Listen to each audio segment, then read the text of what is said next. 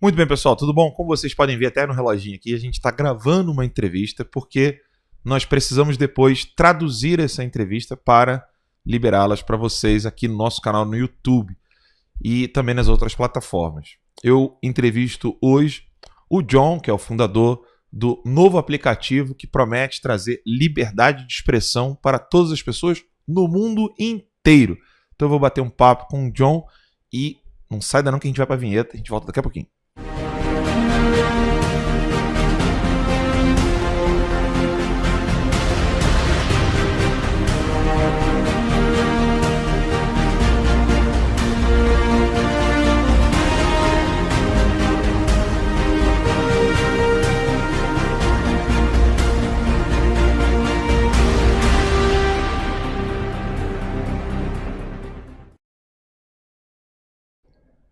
Muito bem, então a entrevista tão esperada com o John. E a partir de agora só vou falar inglês, tá, pessoal? Mas a gente vai traduzir depois para vocês. So, John, no Portuguese anymore. Welcome to our show. Welcome to Terça-Livre. We are very, very happy. And first of all, I would like to congratulate you to create this amazing platform that gives us free speech, something that we are missing in Brazil a lot. Thank you. Thanks for having me on. And yes, of course, that's the whole goal is to break everybody of the censorship police worldwide. So, first of all, I would like to hear from you. Thank you. I would like to hear from you what really inspired you to create this platform. What is the reason? Why did you do that?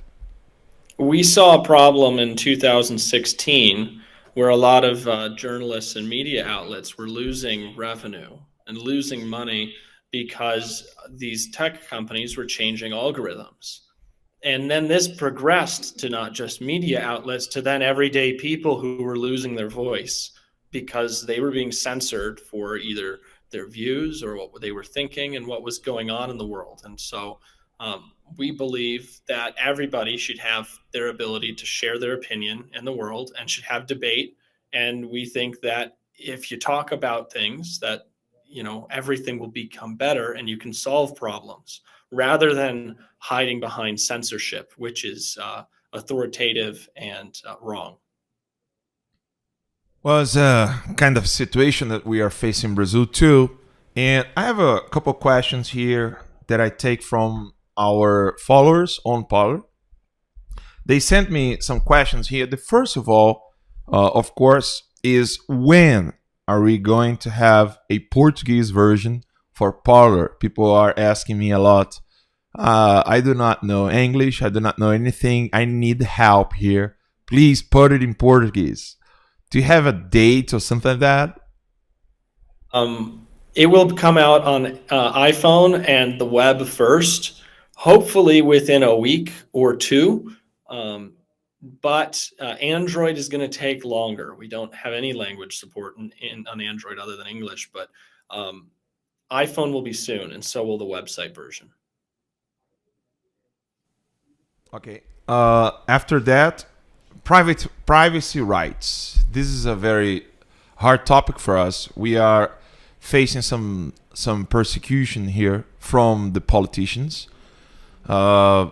We have a Congress fighting against fake news, what they call fake news, trying to silence the conservative voice on the internet. And yeah, go ahead. 2 points. One is from a privacy standpoint, we don't share any data. We don't share any information about people, and we keep it private. Any data that we do get, we try to make it unusable so that even if somehow people were to get a hold of it, it would be useless to them. So when people get verified, for example, on PARLER, that data is illegible once the verification process is complete. So people cannot get access to data. Two, when it comes to fake news, we believe that that the definition of quote unquote fake news is just there to stifle people's speech. If you know what, basically every time they say this is fake news, it's because it's a politically driven thing and they want to shut people down for believing in something. So they say this one person is a quote unquote expert, and this expert will then tell you what to think and what to believe. And that's wrong. And so we believe that people should talk about what they think is true and false, and not rely on authoritative bullies to tell people what to say and believe. Yes, and the verification, it's hard for Brazilian people because I have passport, but lots of Brazilians do not have passport. So they are asking if there any possibility to get verified with Brazilian documents, like ID, Brazilian ID or something like that.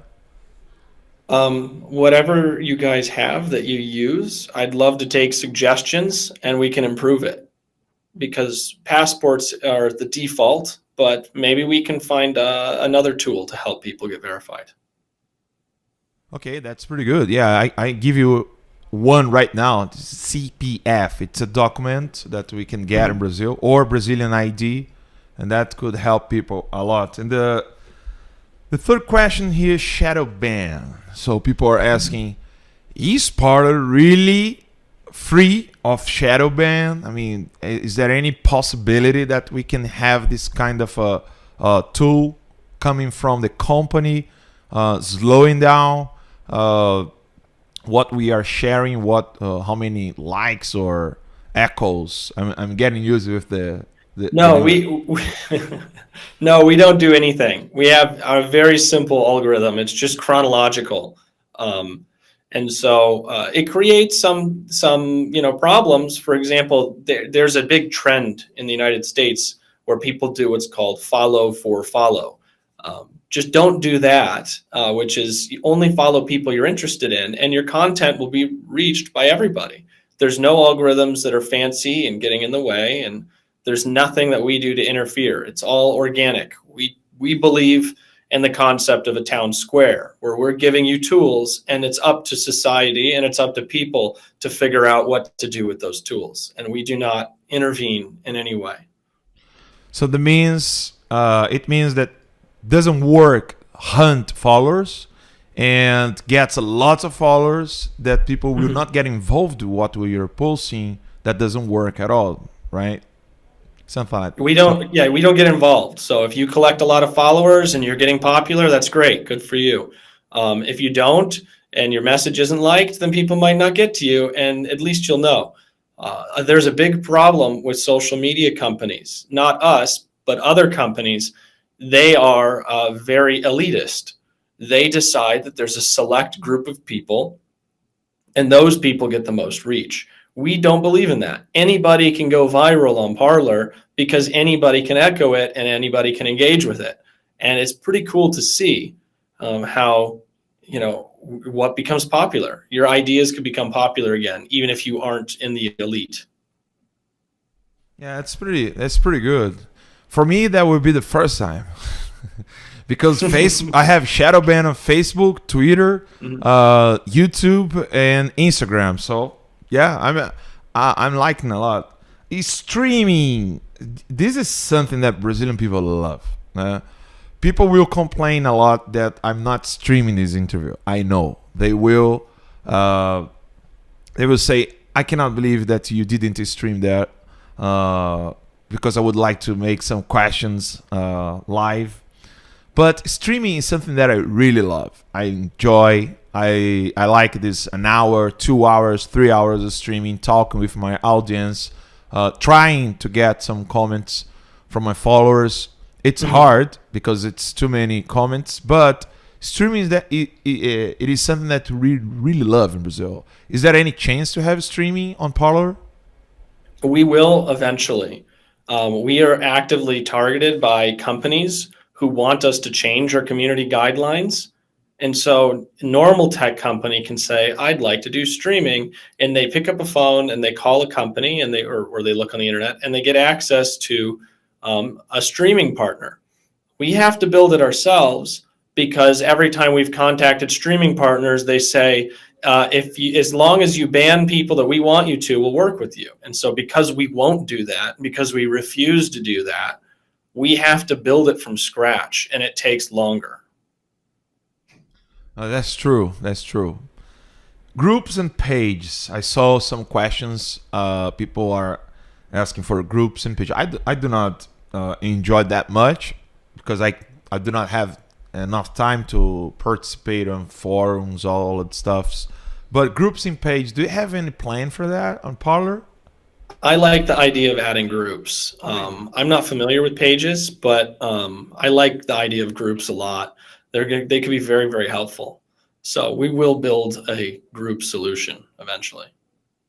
That's gonna be very, very funny, because groups is nice. I like groups, but I just do not have enough time to participate in all of them. I remember, have you heard about Orkut from Google? No.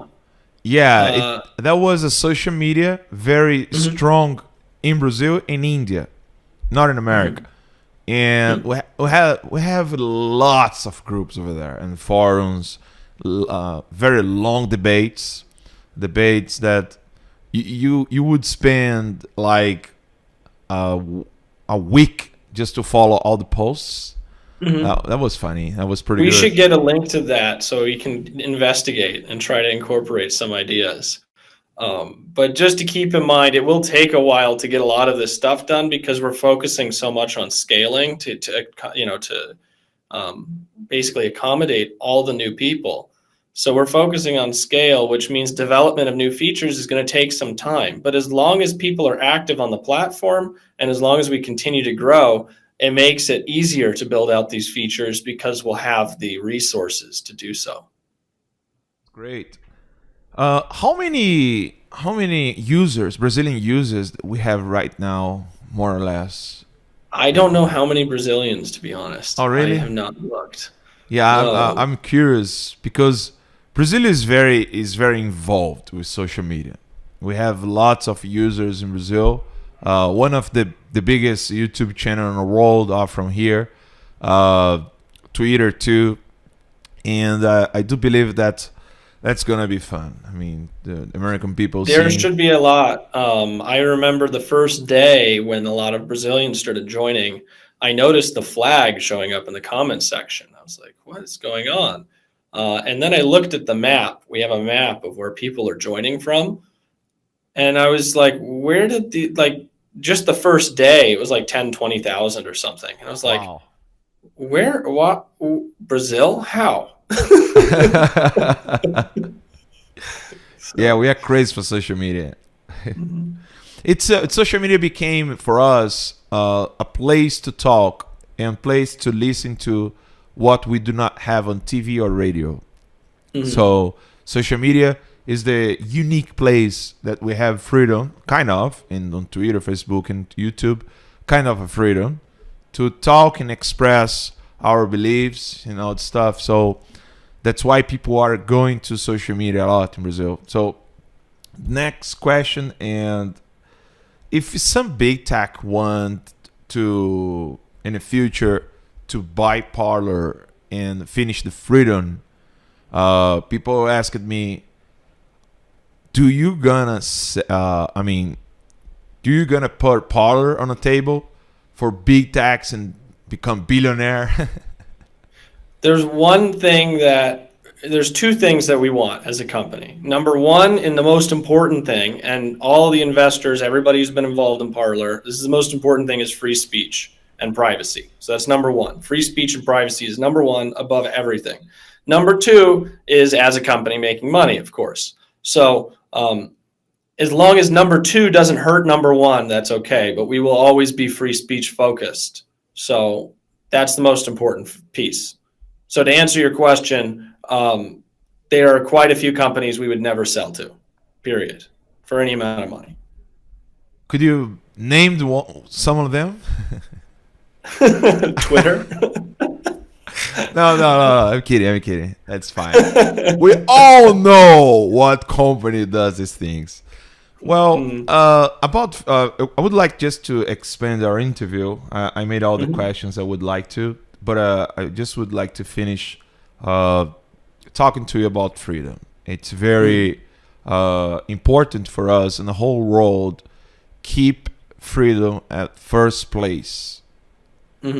And we are looking at all these movements, all these moves from billionaires trying to silence people. Do not let them share their ideas. That started with books. After that, they really banned all the journalists or intellectuals that spoke out some truths they didn't want to hear. And social media became a very good place for that. How do you see America defending freedom and Brazil defending freedom? Now Bolivia also defending freedom. People in Venezuela trying to survive and also trying to defend freedom against some dictators, formal dictators or dictators that people sometimes do not pay attention that much. They are really dictators. How do you see all this control about speech, freedom of speech in the world? I think there becomes a certain point where people, especially the wealthy, or not just the wealthy, but the elite, where they think they now know better than everybody else, and they are trying to shut down speech. And it seems to be an effort promoted by big tech companies that they think that they're smarter and better than everybody else, and they no longer believe in people's ability to have debate and discussion. And so this is not just in Brazil or the United States or South America even. This is internationally. I mean, we've talked to people all over the world who are saying that these tech companies are trying to tell people what's true and what's not true. They're trying to tell people what they can say and they cannot say, and what they can do and what they can't do. And I call them techno-fascists, because it's wrong to tell people what to think and what to do. And you need to have an open discussion and open debate. So I think that what's happening is you're seeing a large group of people trying to assert their authority and assert their power over everybody in the world. And it's wrong. And that's why we want to promote free speech, because everybody should be able to discuss issues. If you can't discuss issues, you don't have freedom. If you can't have the freedom to talk. That's true.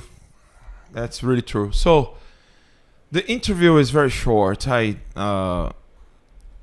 ask sorry for my audience, but we have few people to translate the interview. I hope you come back. I hope we can have a long talk soon about freedom of speech, about democracy, about all these things that we defend, about liberty. These topics are very, very amazing to spread with our friends, and this is what we want to do here in Terça-Livre.